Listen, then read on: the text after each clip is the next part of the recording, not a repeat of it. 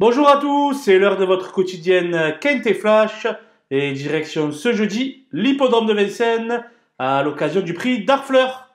C'est une épreuve réservée à la génération des 5 ans, plus précisément aux mâles et aux hongres. Ils seront 14 au départ et vont emprunter le parcours classique des 2700 mètres de la grande piste. Une épreuve assez difficile à déchiffrer où tous les concurrents, ou presque, se tiennent de très peu. Pour autant, quelques bases semblent se détacher, et on voit ça tout de suite avec mon analyse.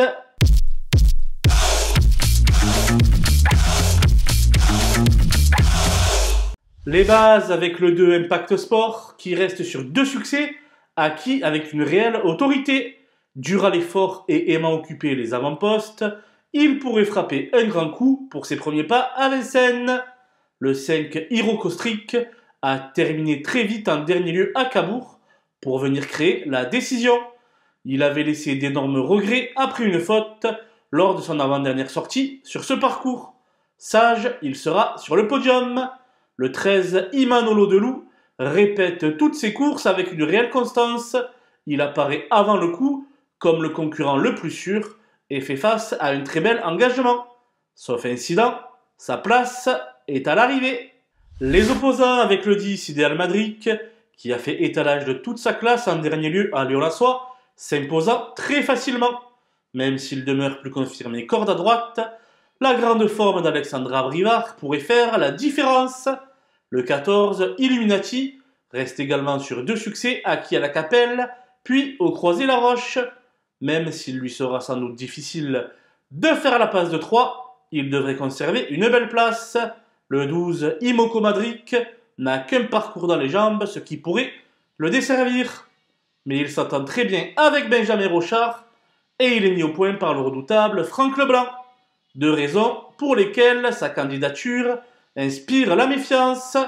Le 9 Iris Intense fait face à un objectif après 2 parcours de remise en route. Franck Nivard en tire la quintessence et le retrouver à l'arrivée ne serait donc pas une surprise. Gare à lui! Mon coup de poker sera le numéro 11 Ivorino Deschal, qui est à la recherche de sa meilleure forme, mais dont la chance théorique saute aux yeux.